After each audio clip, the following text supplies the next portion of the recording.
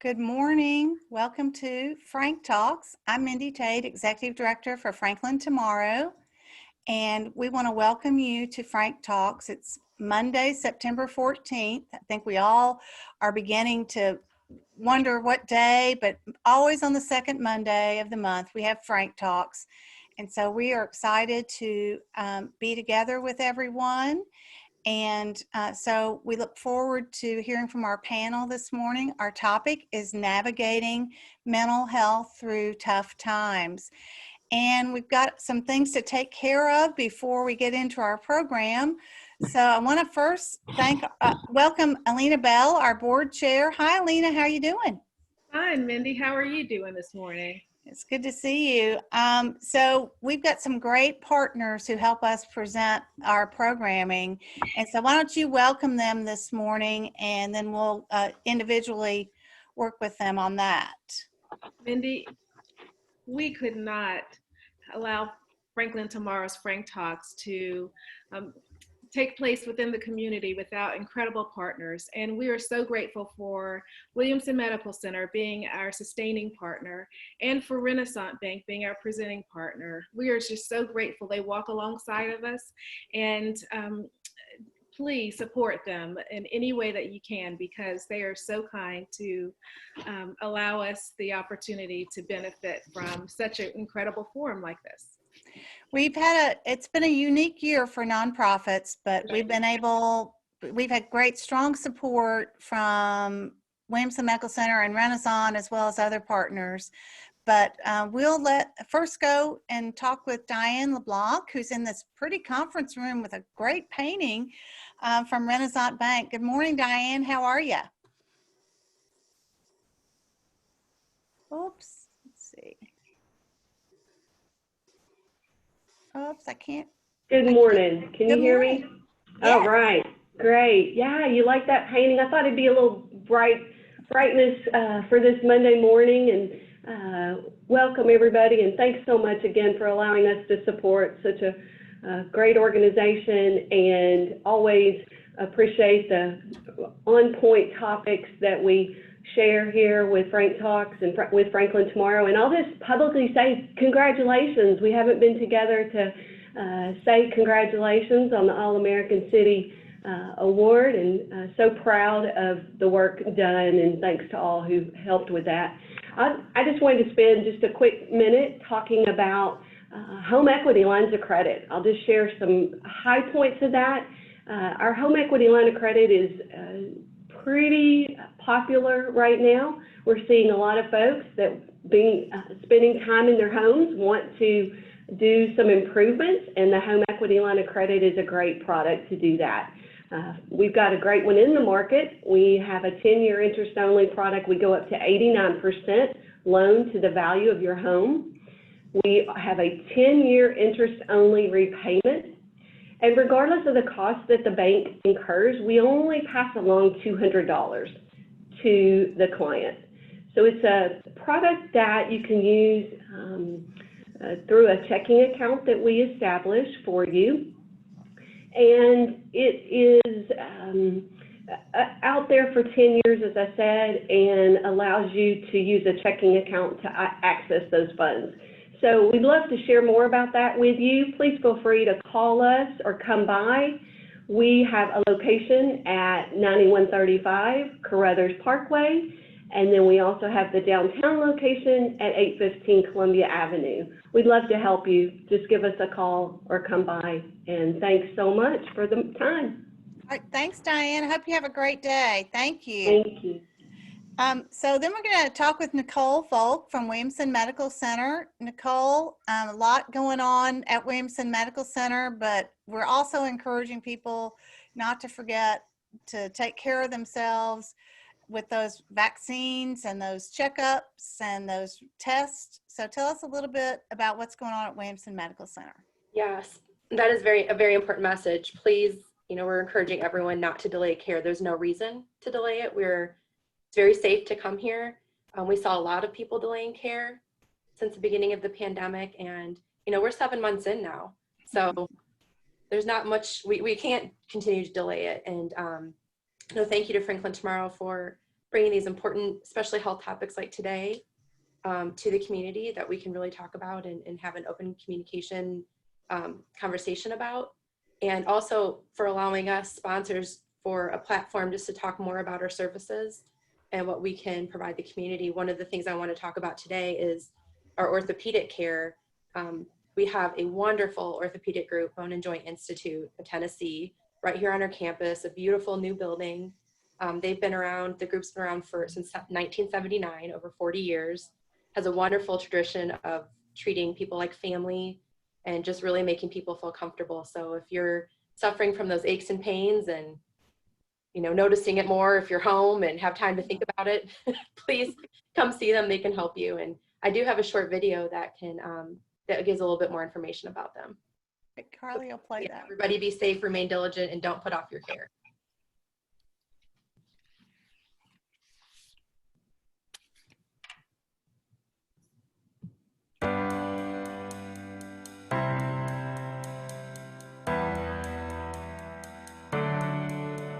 Joint replacement is a large part of orthopedics, and my partners perform many hip and knee replacements. We do shoulder replacements, elbow replacements, ankle replacements, and this, you know, is a large sector of our patients that we can now offer services in an outpatient setting. It allows us to do your surgery and then you go home the same day. When a patient comes in early in the morning and they leave late morning and they say, I can't believe I just had my hip replaced. They tell all their friends and they cannot believe the experience they just had.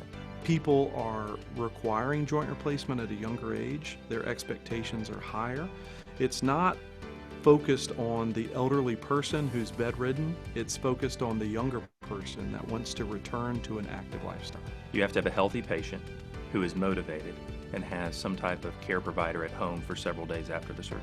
And if you have that, you're a candidate for an outpatient joint replacement. We have a state-of-the-art facility here, and the procedure itself is the same whether you had it at the hospital or at our surgery center. But in order to do it as an outpatient, it just requires some preoperative planning and counseling so that we're all on the same page on the day of surgery. We have robotic-assisted surgery. We have image-guided navigation surgery. We have the latest technology that can be provided for you downstairs and spared no expense in developing our ambulatory surgery center.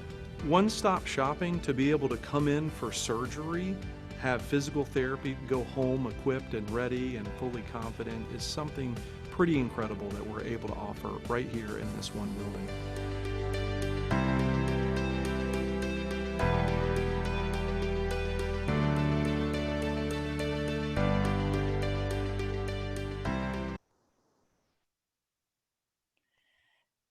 Great. Thank you so much to Williamson Medical Center for being our sustaining partner. And Mayor Moore, did that bring back any memories for you as a retired orthopedic surgeon?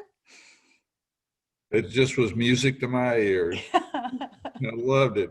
Well, such a great bunch of guys, and I have been an orthopedic surgeon myself and dealt with many of the people there for many years. They're a fine group and provide a great service with high quality. Great. Thank you so much, Nicole. And I know Nicole and Alina, you may have other things to do. We understand that today. Diane, if you all want to switch and watch the program, otherwise you can do that. But now we've got Eric Stuckey, the city administrator, and Mayor Moore. And Diane kind of let it out of the, kind of told everybody and reminded them, but we've been celebrating for a couple weeks, haven't we, guys? Absolutely, and rightfully so. We have a lot to be proud of, and the All-America City is a great recognition of our community and the work that so many, especially our partner Franklin Tomorrow, continue to do in building a strong community. It was a lot of fun. It was a lot of work, but it was a lot of fun to pursue that award from the National Civic League. And that was in mid-August. And we had a bunch of people watching our presentation that day. But Eric, remind people what our presentation was about a little bit. Well, really, the All-America City Award itself dates back to the 1940s, and it's a very prestigious award. It recognizes civic engagement, community problem solving, and communities that are doing an exemplary job in building a strong community themselves. So you really put your name in there to hope to show your stuff, and we really benefited and are thrilled to get that recognition because there's so much great work going on across the country. But we focused in on a number of things that we are doing, and this is a great example of what we're participating in today. But we focused on the Fuller story in terms of that effort, community effort to tell more of our history, especially as it relates to African Americans before, during, and after the Civil War. We also focused on the table, a great effort that Franklin Tomorrow led in terms of community engagement and dialogue, and also the efforts with the mayor and Get Fit Franklin and things we do like Walk More with the Mayor. But we also touched on some of the efforts around Unite Williamson, excuse me, and the mental health work that you're going to talk a little more about today in terms of Find Hope Franklin and those efforts. So we really tried to touch on many facets. There was more to talk about than we had time to talk about, but we thought that was a good cross section of the work that is going on in the community, how we work together to build a stronger community, and that there are many facets to that. And so we were thrilled to get to tell our story, and even more thrilled to get recognized for it at the end of the day. Mayor Moore, the theme for this year's awards program was communities and civic engagement efforts that have a positive impact on the health and well-being of our community. And you've been concerned about that since you became mayor, probably before that as well. But what does it mean to you to have this award and be the first city in Tennessee since 1999 to win? Well, it's a great opportunity to brag about how great our community is, but also at the same time, it's a good opportunity to look at how we can continue to improve as a community.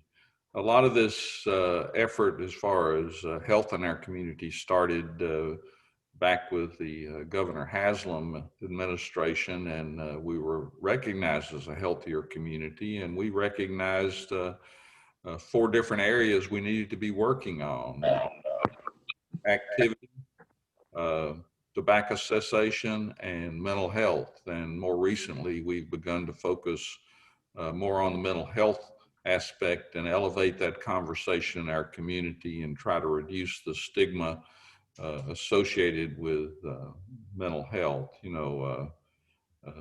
So many of the calls that our police and our sheriff's department respond to are mental health crisis situations. And, they are very well trained as far as de-escalation training and how to respond to these mental health crises. And there's many episodes, how's that, where they have responded, but also we've seen citizens respond to these crises. So part of our focus now is helping raise awareness in our community and train our community how to respond in some of these situations and how to recognize them. Great. Thank you so much. And Eric, the city also received 2 other awards recently in relationship to the National Citizen Survey Project, right? We did. There's awards called Voice of the People, and we were just thrilled to we were nominated actually in 5 categories. So they look at how you performed when you surveyed your citizens, that you received positive feedback from your citizens in terms of those perceptions and quality of service in your community.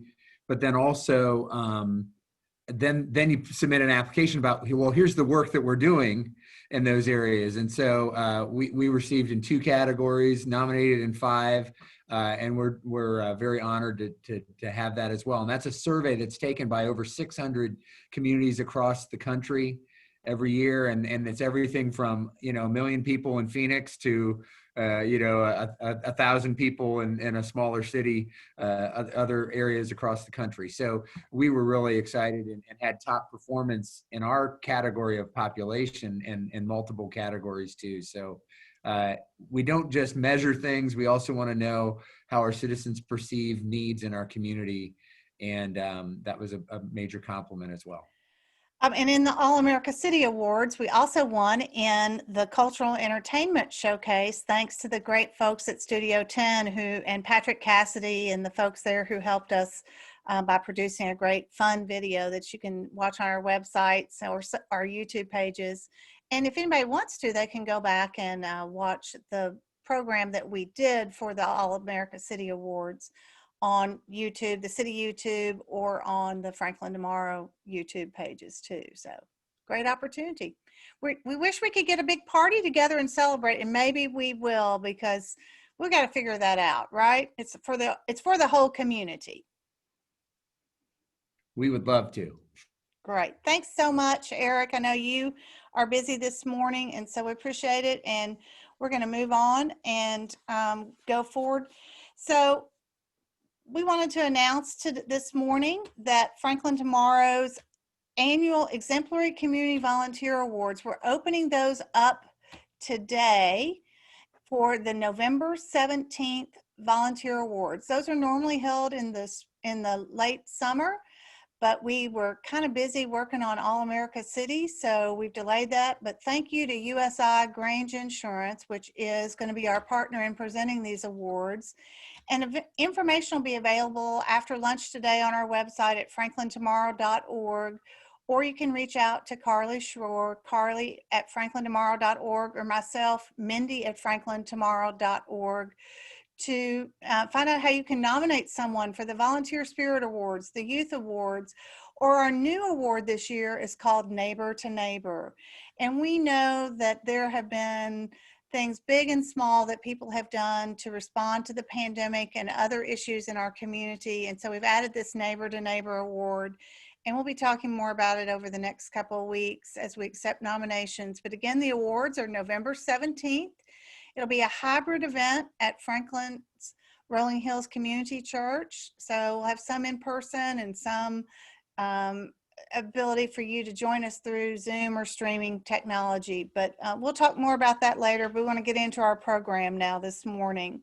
So joining us for our program this morning, we have Franklin Mayor Ken Moore, who we've talked a little bit about his Find Hope Franklin initiative, but we'll be talking a little bit more about that as we continue. Also joining us, good morning, Amy Alexander from the Refuge Center for Counseling. And Amy is the co-founder and executive director of the Refuge Center, which is doing great work in our community and making a difference in the lives of many people. Thank you, Amy. And then also, we're going to be hearing from Dr. Monty Burks, who is the director of faith-based initiatives for the Tennessee Department of Mental Health and Substance Abuse Services. And he has more than 16 years experience working with criminal justice, but also in helping to reduce the stigma associated with people suffering from addiction and mental health issues. So welcome to our panel this morning. How are y'all today? Good morning. Good morning. Good morning, Dr. Burks. Good to see you. Good to Hi, see you. Amy. How are you? Great to see you all. So Amy and Mayor Moore, last week, you all on Suicide Awareness Day, I think did a program, a town hall meeting to talk about suicide prevention and suicide awareness in our community.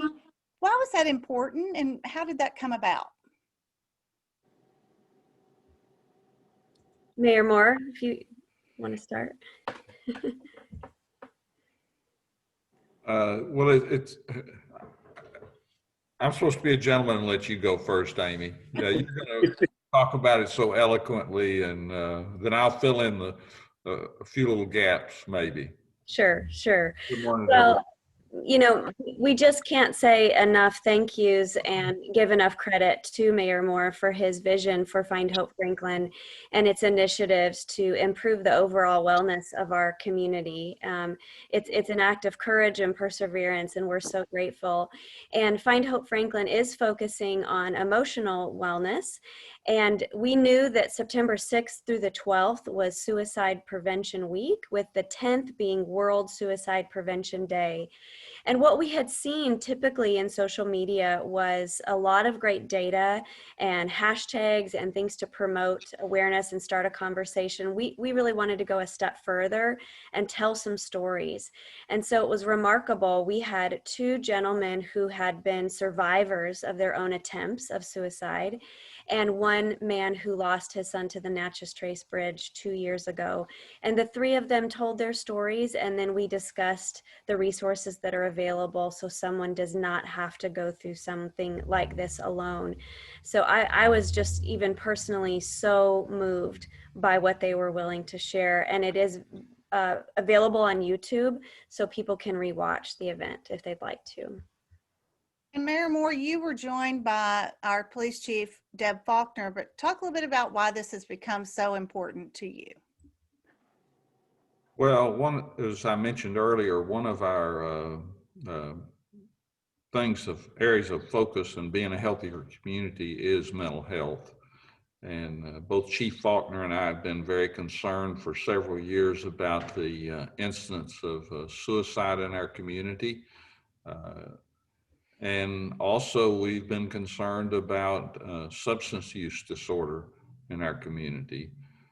So I wanted to try to bring together a group of experts, and Amy was one of those experts that participated on a blue ribbon panel to look how we may be able to work in our community and raise that awareness, reduce the stigma, and increase the conversation. And that blue ribbon panel came together with a facilitator over 4 different sessions, and we identified the areas where we needed to start to work.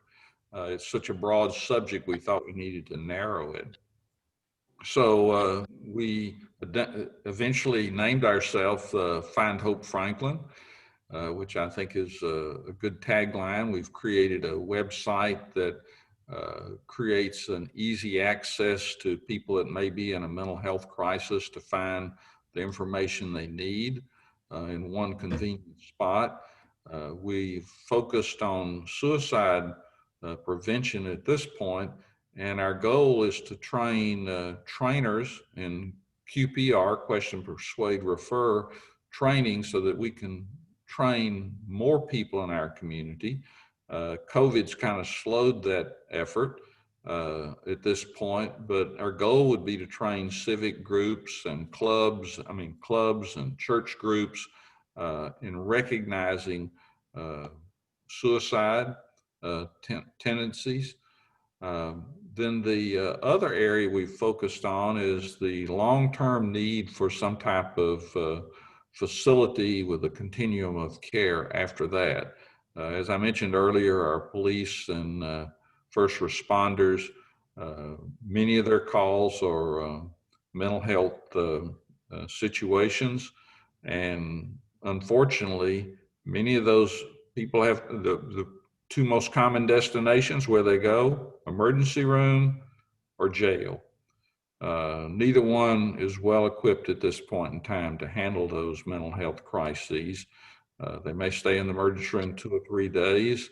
So long term, we're also looking how we can move forward with establishing some type of place where, like other communities have, where they could get into a continuum of care for the issue. Well, I mean, the honesty and the conversations that are occurring in our community are great, and we are happy to be participating and helping to provide the QPR training, question, persuade, refer, with the folks from the Tennessee Suicide Prevention Network. And there are 2 more sessions of the intro program set for this week, September 17th. And we're going to put that information in the chat where people can register for participation in the QPR training. And then from that list and from the work of Find Hope Franklin, we'll use our grant funding from Vanderbilt University Medical Center to provide the more Train the Trainer program that the mayor was mentioning. So we're excited to be part of that Find Hope Franklin. Thank you both, Amy and Mayor. We're going to bring up Dr. Monty Burks and Dr. Burks, I think what you're hearing from this community is that we're trying to have a positive impact on our community, but you go across the state in your role as the Director of Faith-Based Initiatives for the Tennessee Department of Mental Health and Substance Abuse. And so tell us a little bit about your story, but also about the programs that you have going through and what you see in other communities. But tell us a little bit about your story first. Yeah, absolutely. So first I want to say thank you for getting me on here today. I had a little bit of technical difficulties getting in with my new computer, but I'm very thankful to be able to log in. I'm a big fan of Mayor Moore and his aggressive approach to making conversation. Uncomfortable conversations are the only way we're going to get over problems and issues in our community. And if we're not going to be vulnerable enough as leaders, as incumbent leaders, to have these open and fruitful conversations, the community's never going to heal. I'm a person that's in long-term recovery from substance abuse and a mental health diagnosis.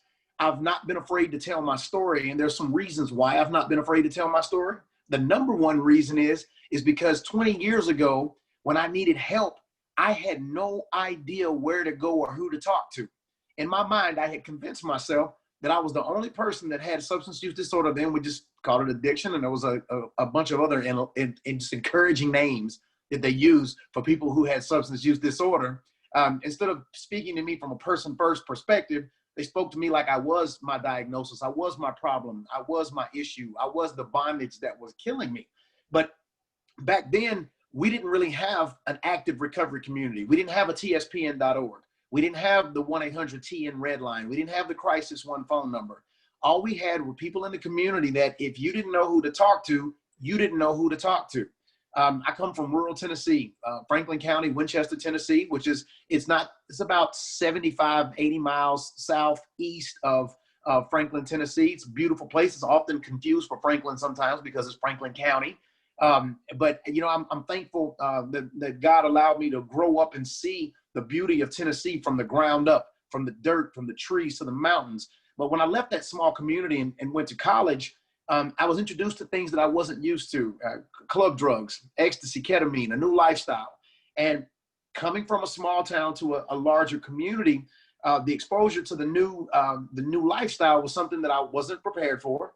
I've been removed. I was away from my family. And this is something, the reason I share this story like this is because some of us as parents, as leaders, as brothers and sisters, as clergy, we don't realize that when people leave us, even though they can call, we can text, we might see them on Facebook, but there's still a lot of other things, a lot of other influences that run in front of them and beside them. And sometimes they're not adequately prepared for what's out there. And in my situation, we didn't even have the social communication tools that we have now because this was in the 90s. But I was introduced to a lifestyle that I wasn't prepared for. 3 years into my college education, my father died. 5 years in, I was a full-blown functioning drug addict, and I was homeless. And my situation, again, my situation is unique to me, but it's very common for people that were my age to be disassociated with their family and more associated with a community that they become accustomed to. So I got out there in the world, and the world, I gave everything I had, and it gave exactly back to me what I put in. And I was sleeping in the back of my car. I was scared to tell my parents that I had been kicked out of school. I had actually been suspended from school because of lack of participation in grades. I'd been on academic probation for a year, and they finally told me, you're going to be suspended for a semester. So I reached out to my friends and let them know kind of what was going on. Not the full truth, because anybody on here that can hear me right now, addiction is a thing of secret, and secrets are what keep us sick. And if I had just openly told my family members and my friends around me what was going on, they would have helped me. They may not have had the tools that they have now, but there are a lot of people who understand love and grace and mercy and would have given me some type of help, or at least directed me to the right person. But I wasn't fully honest because I was ashamed. There's stigma, Mayor said it earlier, there's stigma associated with addiction and mental health issues. Nobody in the world wants to come out and tell you, says, hey, I'm a drug addict, or hey, I have a mental health issue, or hey, I don't know what's wrong with me, can you help me? And that's not changed now. It's the same now as it was then. But my story, this is the highlight of my story, and this is where I found my freedom and was able to really move and progress forward. I went to eat at, this is my most wonderful favorite eating establishment in Tennessee. It's called Shoney's. They're becoming extinct now. Mayor Moore, please, if you have any pool somewhere, just remember the Shoney's it's been here for a long time. That's an institution that I need to stay around. But I was at a breakfast bar / salad bar one day. If anybody knows, that's kind of a transition on a Saturday. And I was right there sitting at the bar, and a lady walked up to me, and I didn't recognize her at the moment, but she tapped me on the shoulder and she said, "Hey, baby, you need to go to," she called me baby, just like as like a great aunt would say it. And she said, you need to come with me. I want to talk to you. I think that I can see something going on with you. I immediately told her in every bit of my Southern swag and drawl that I don't need nothing from you. I don't need no help. What happened was I rejected the person who was ready to love me and meet me where I was at. She saw what was going on. She could see me a mile away because she had experience from some things that had happened in her life. What I didn't know is that she was a lady who had actually been a church, she had been part of a jurisdictional choir with my mother years back. I had no idea she knew who I was. She told me, she said, "You're going to go to this meeting with me." And I told her, "No, I'm not." And then I got in the car with her and went to the meeting. And let me tell you why I went to the meeting. And Mayor Moore, I think you can empathize with me on this. She was a volunteer at her church, and she was also one of the church mothers at her church. When a church mother speaks to you from the language of a church mother, that's a representative of the church. Anyone who is on here that is a clergy, no matter what your belief system is, those ladies in those churches will tell you what to do, no matter who you think you are. So she put me in the car, and I cried the whole way in the car. I didn't even know why I was crying, man. I was broken to the point that I needed somebody to tell me that I needed to go get some help and then walk with me. Well, what she did is she indirectly provided peer support services to me, walked me into a meeting, and lo and behold, I found community. In that meeting, I found out that I was not the only person who suffered from substance use disorder. I found out that there were people who looked like me, people who didn't look like me, people who were professionals, people that were not as professional. I'm very person-first language guys. I don't believe language is a unique thing when you talk about addiction and mental health. But everybody didn't have the same professional capacity or occupancy, but everybody shared a common thing. They were all trying to overcome something that had almost destroyed them and or their families. But I found community. She set me down in community. Now, let me tell you the uniqueness. This is the piece that I really love to share, is I had no idea that there was that community, one. And two is I wondered, why was this a hidden community? Why did this community have to be hidden in the back? It was in the back of a church and nobody announced that it was there. But when I went in that room, it was very apparent that this community knew each other, and this is something that had been there for some time. I went into that community. Now I needed more. I needed something a little deeper. I needed to go into treatment because the time that I had used, I had caused myself some severe cognitive impairment, cognitive trauma. Long-term addiction causes significant brain chemistry to change. That's where the concept of addiction being a disease, long-term drug use changes the brain's chemistry, and that's why we say addiction is a treatable disease. It absolutely is a treatable disease. You don't call a person, "Hey, addiction," and just continue to label them addiction for the rest of their lives. You don't call a person cancer and continue to call them cancer for the rest of their lives. We are trying to find a way to help them bridge troubled waters, put that into remission, put that behind them, help them free themselves from bondage. There are so many people that don't understand that when you try to help somebody and then the person starts to transition to a new lifestyle, but you still refer to them as the person from the other lifestyle, the one they're trying to escape from, that you sometimes may put them back into the bondage that they're trying to escape from. And this is what these recovery communities know how to do best, is they know how to help guide you, ride beside you, and help you reestablish a foundation, and then they'll give you community. Community meaning, hey, man, I hope you're doing, every day is a new day, step by step, one day at a time. I ended up going into treatment for 9 months and 1 day. Post-treatment, I needed community. Now, everybody that's listening right now, this is where you come into play. You want people in the community to heal. You see on TV that a person has gotten in trouble and it's associated with drug use, or the person may have had a mental health diagnosis that was unchecked. Well, when we get a person into treatment, or a person gets into a support service, then they come back home and they need community. Community does not look the same on every single street. Racial demographics are different. Socioeconomic statuses are different. People in the community, though, we need you to look at people that suffered from what I suffered from and walk with us on this journey. in fellowship with us. I didn't ask you to forgive me. Nobody's asking you to forgive them. What people are saying is, hey, listen, I'm trying to change. Let's have community. Speak to me and treat me as if I'm a person. Give me an opportunity to show you that I've changed. Because of what I went through, because of the situations that I believe in individual accountability. If anybody knows me, they will tell you that. I believe that if you do stuff, you have to pay for what you do. I also believe that we live in a country, we live in a state where people are given a second opportunity because we have all fallen short at some point in our life at something that we've done. Every single person that's on this phone call, every single person that's on this Facebook Live has had something that they've needed help from. It's called a hurt, habit, and a hang-up. People need that. But do we always judge them for the hurt, the habit, or the hang-up? No, we want to encourage them as a person who has overcome something.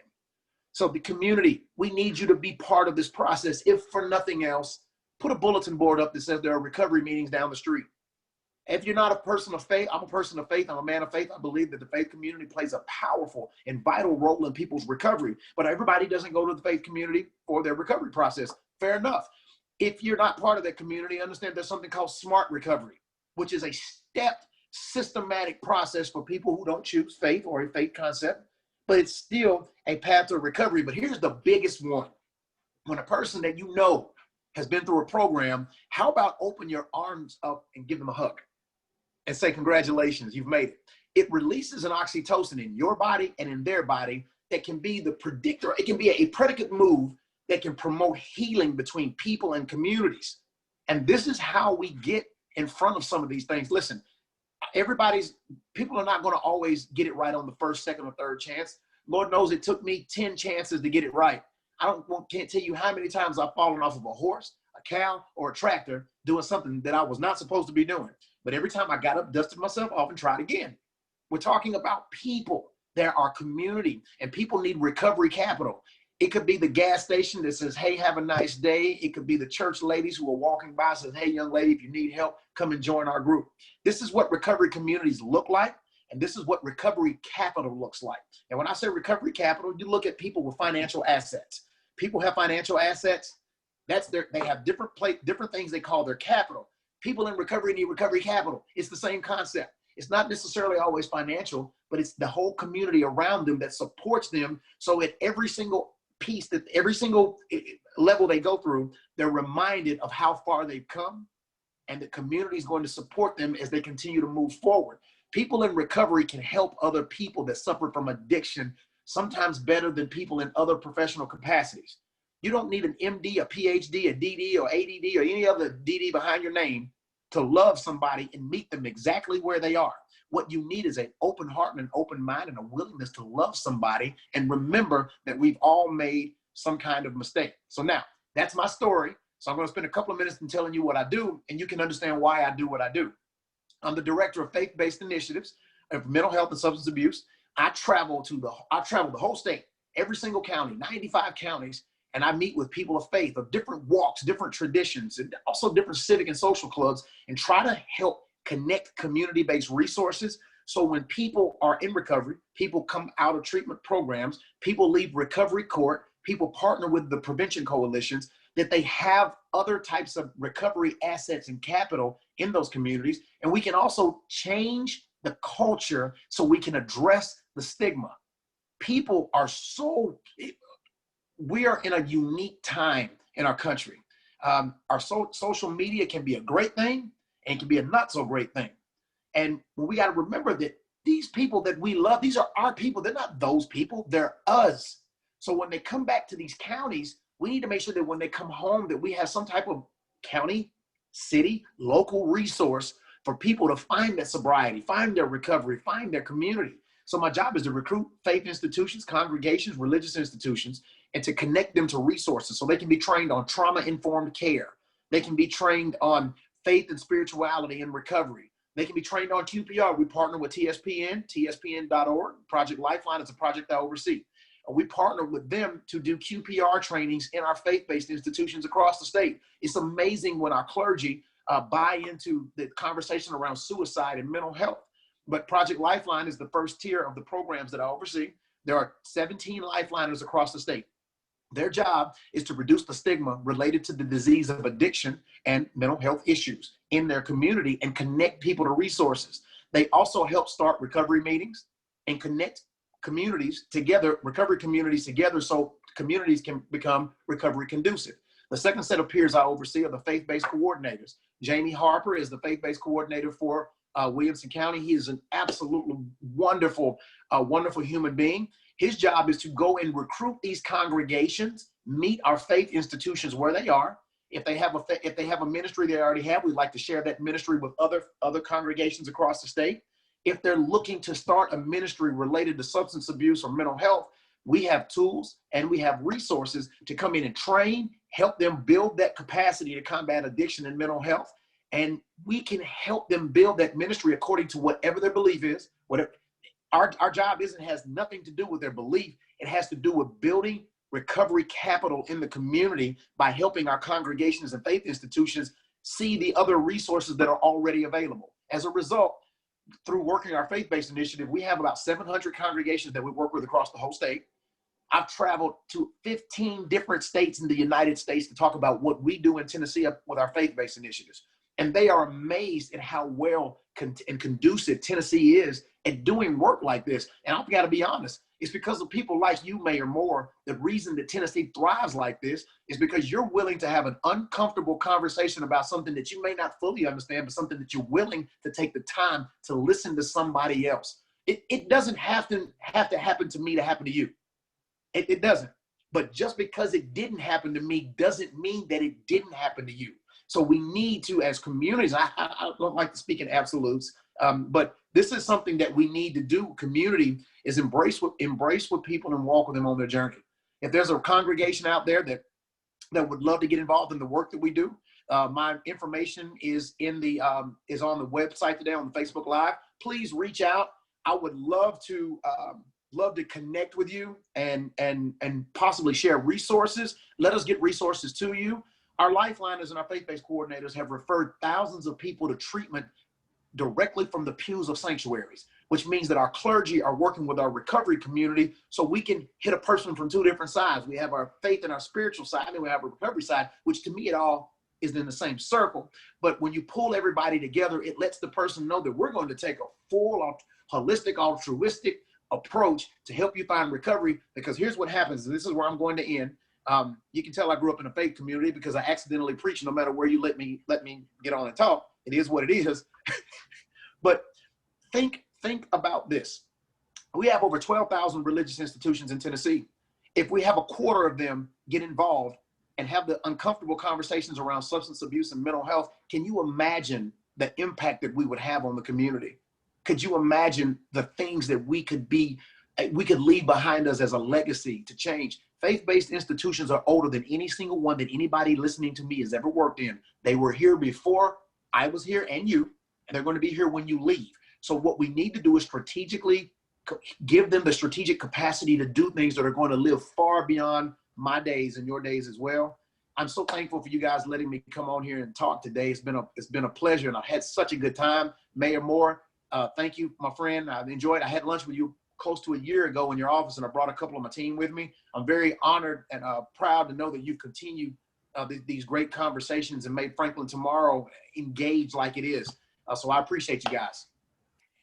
Thank you so much, Dr. Burks. And we're open to questions. If anyone has a question and wants to put it either in the chat or in the Q&A, we would be happy to have those. And Mayor Moore and Amy, we're going to sort of have a discussion with Monty a little bit. I think one of the things when I got involved, Mayor Moore, with Find Hope Franklin, one of the first things, and with the Williamson County Health Council, was about people first language. And Monty and I had a kind of a laugh about this, but it starts with respect, doesn't it, Monty? You mentioned that people are not their addictions. They are not their issues. So Amy and Monty, talk to us a little bit about respect and people first language. I'll let her start first. Well, that's dignity-driven care, right? That's saying I see you as a person before I see you as your struggles, which Dr. Monty, that's exactly what you've just spoken to. And I think when we can simplify the way we do things and just essentially say, where does it hurt and how can I help you? That language, it matters so much. Absolutely. And I'm going to piggyback what she said. How you look at people is how you treat them. That's the most the simplistic way to put it is, if you look at someone like they're beneath you, you're going to treat them like they're beneath you. We don't treat people as a diagnosis. We treat them as human beings. You wouldn't go in and call your own family member or your child. And if you do, that's something I think we all need to help you work on. But you wouldn't go in and call them something that you feel is wrong with them, because you're going to always think something is wrong with them. These are human beings that sometimes things just happen to. Bad things happen to good people. They do. It just does. In the pandemic, we've removed the ability for someone just to offer a smile, or it's more difficult maybe to say good morning or how are you doing or that sort of thing. But you mentioned that, Dr. Burks, that sometimes just that first little bit of caring enough to say good morning, to be part of that is really a good first step, right? Yes, ma'am. Absolutely. Just sometimes acknowledging someone that you may not have a complete relationship may be the thing they need to start to try to find the healing process to start to work. If someone hadn't told me to go to a recovery meeting, I would have never went to a recovery meeting. I don't know if I would have been before you today if somebody hadn't literally tapped me on the shoulder and loved me, because I was in a horrible state as a human being. I literally hit rock bottom. And we didn't have a conversation around person first language at that time, but that's how she spoke to me. And she gave me community for a split second, just enough for me to see the light at the end of the good light at the end of the tunnel. And it put me in a position to be where I'm at now. So yes, man, just those little subtle movements, those micro movements are what it takes. So Amy and Mayor and Monty Burks, the pandemic has it heightened, or what has been the impact of the pandemic on both the addiction issues in the country, as well as is the opening of that to a suicide increase or ideation process? I'll start. I might just quickly weigh in here if I could, is that we do hear from Chief Faulkner that we are seeing an increased number of domestic calls and crisis-related issues in our community. I think we all see it. We don't have those opportunities for those relationships that we enjoy every single day. We're kind of isolated, particularly our seniors right now. I feel people are on edge right now because it's kind of like they're looking for something to complain about sometimes. This is a strange time.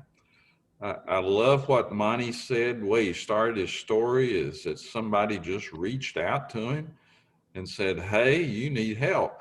And I think that's the goal of what we're trying to do with Find Hope Franklin, is teach our community how to reach out. We have a very caring community, but how can we make people feel more comfortable to say, hey, Monty, you need help? I mean, that's bold, but probably Monty was taken back.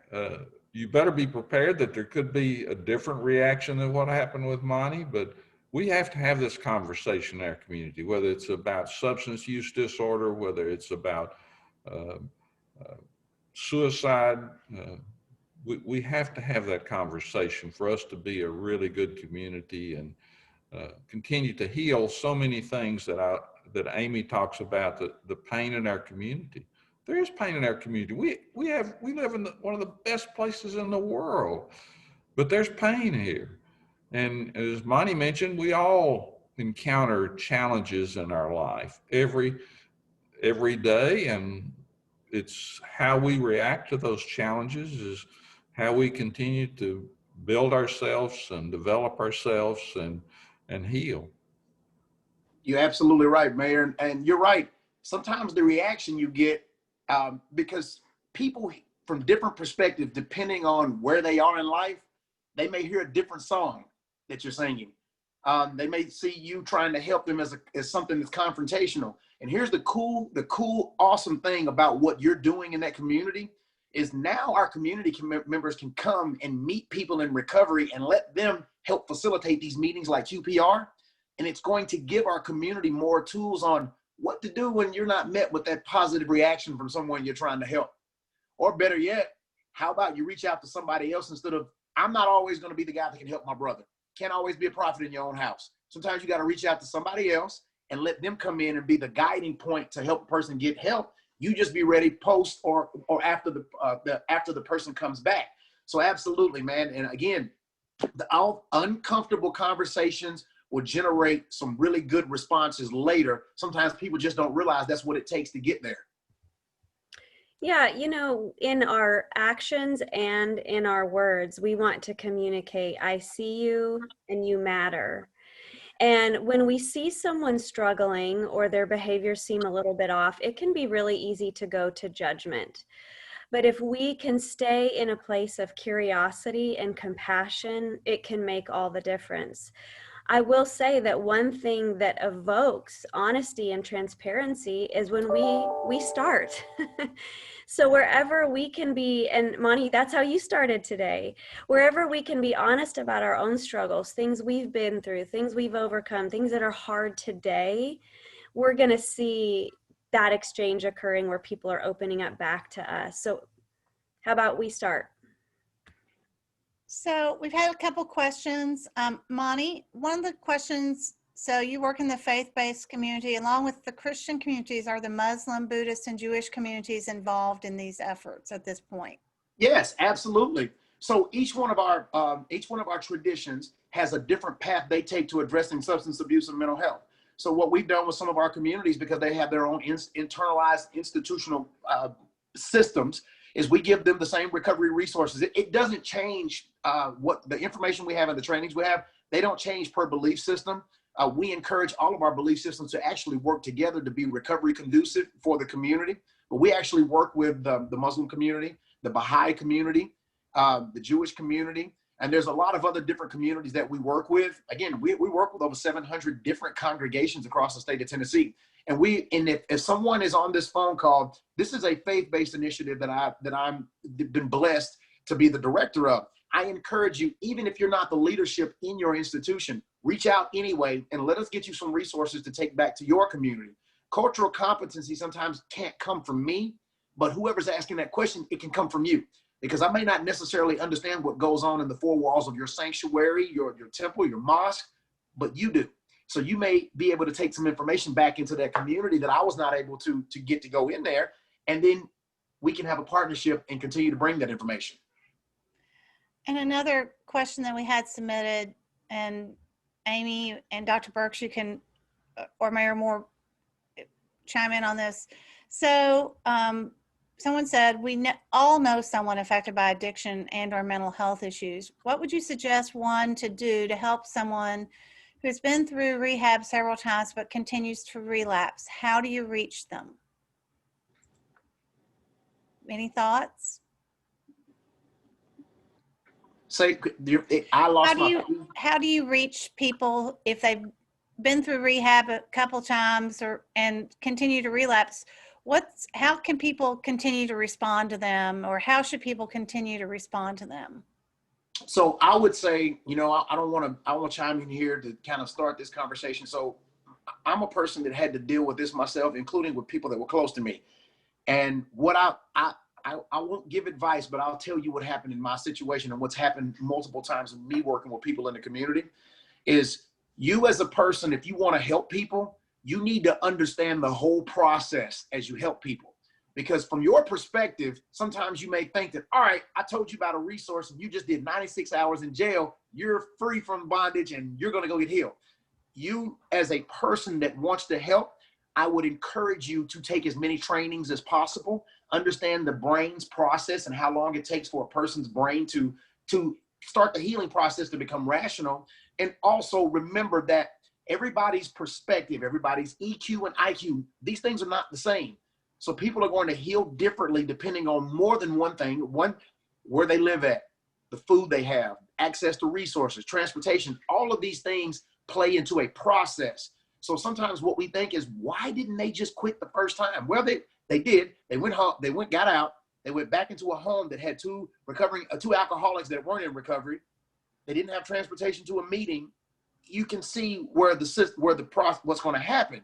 So you become educated on the system and understand how it works, and understand that empathy is a strong tool with people that suffer from addiction. Because remember, changing one lifestyle to go to another lifestyle can cause all kinds of different triggers in a person, those uncomfortable triggers. So if you know, it may cause you to be calm enough to understand that relapse is a part of recovery. It is. That's point blank. I'm not saying that I am excusing relapse. I'm simply telling you that it is a part of recovery, whether it's a physical relapse or a mental relapse. We need to know that it does take place. And then what do we do next? Because we can't, if we're going to be the one that's helping people, we're going to have to not act out of emotion. We're going to have to use some facts and some resources to continue to guide them back to the same place.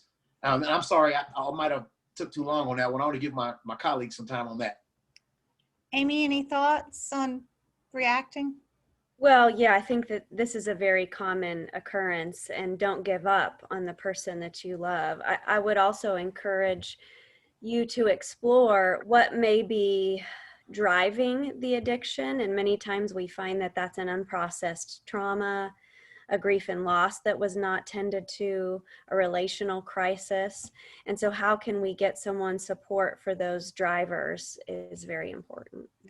So the Refuge Center is just that for many people in our community, a refuge, a place to explore freely and without shame or guilt some of the things you've just talked about. Tell us a little bit about what the impact of the pandemic and the impact of the crisis facing our country is, what that's been on the Refuge Center.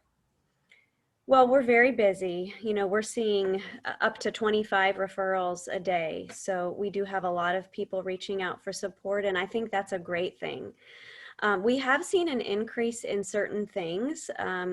Marital crisis, for one. I think families have been together more than they have in the past, and some things that were maybe dormant are coming to the surface. They're recognizing some challenges or deficiencies in the relationship. We're also seeing increased substance use. I think that people are coping with day drinking. At one point I read a statistic that said that liquor sales were up by 75%. And so that is a short-term coping mechanism, but long-term it has some serious repercussions. We're also seeing, Mindy, where this feeling we have right now, so maybe it's disorientation or helplessness, it's triggering us to be reminded of times in the past when we also felt that way, maybe when we were 4 or 14. And so all this stuff from the past is coming up again. So I'm so grateful people are reaching out and just simply saying, I'm in a tough spot and I think I could use some help. That's all you have to say. I'm in a tough spot and I think I could use some help. So Mayor Moore, I'm going to share the website. I'm going to pull it up for Find Hope Franklin and we can look at it a little bit. But you have so many great resources here, and we're continuing to develop even more, but this is findhopefranklin.com. And so talk a little bit about some of the people who are helping with this and both the professionals, but also the lay people.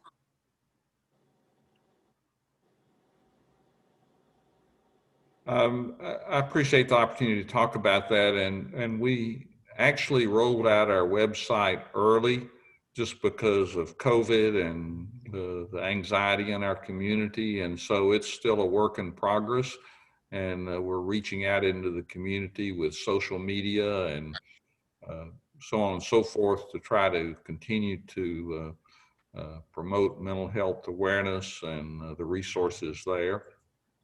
We do have mental health professionals such as Amy on the Find Hope Franklin panel, but we have a local minister. We have the chaplain for the YMCA. We have people that have expertise in public relations. We have counselors from our both school systems in Franklin. Just to give you an idea, we have people from Mercy Community Health Center. Cindy Seiler and some of her staff have been participating and giving great input. So it's been an amazing group to pull together, and it's been very encouraging to me how much input they have given us. We've had a number of people step forward and donate their time and talents as far as website design. So we're just so blessed, but I think that just reflects how our community cares and how we want to help our community heal. So Amy, we have another submitted question for you. Do you offer services for the LGBT community, since the suicide rate for this community is much higher than any other, especially under 25? So that community, specific community. We absolutely do. Everyone is welcome at the Refuge Center. We serve individuals from 4 years old up till 84 plus. And, there's really only two things where we would say we need to take a few extra steps. If someone is active in their addiction, a once a week counseling session is probably not sufficient. So in that case, we would want to be a part of a team where someone would have a sponsor or Celebrate Recovery or IOP. And then if someone had an active eating disorder, we would want there to be a nutritionist and a physician on their team. But outside of those things where we take some extra steps to create a team environment, there's pretty much nothing that the Refuge Center doesn't offer for those in need. And again, all of that is done on a sliding fee scale based on gross annual household income, the minimum fee being $25, the max being $120, but on average, our clients are paying about $40 per session. Everyone is welcome to come to the Refuge Center. Great. Thank you for that. So just to wrap up, Dr. Burks, thank you so much for being with us this morning and offering us some insight into your journey, but also what exists in our community, what resources are available to people to help in our community. So thank you so much. Yes, ma'am. Thank you. And Amy and from the Refuge Center and Mayor Moore, we're always so appreciative of your support of these programs and how we're looking forward and working together as a community. So thank you very much. And we're going to just wrap up by reminding you that there are a lot of ways to support Franklin Tomorrow and our programs, and we appreciate how people respond to that. We've got our Mayor's Cup golf tournament, which didn't happen, but we are so supported by those people, but also our license plate upcoming events. Our next FrankTalks will be October 12th, and we'll be releasing information on that program closer to the end of the month. We've got another Breakfast with the Mayors on October 27th, and we're working on the format for that, whether we can be back in person safely or not, but the safety of our guests and attendees is the most important thing. And then finally, don't forget about the volunteer awards that are coming up on November 17th at Rolling Hills Community Church. But thanks so much for joining us, everybody, and I hope you go out and make it a great day.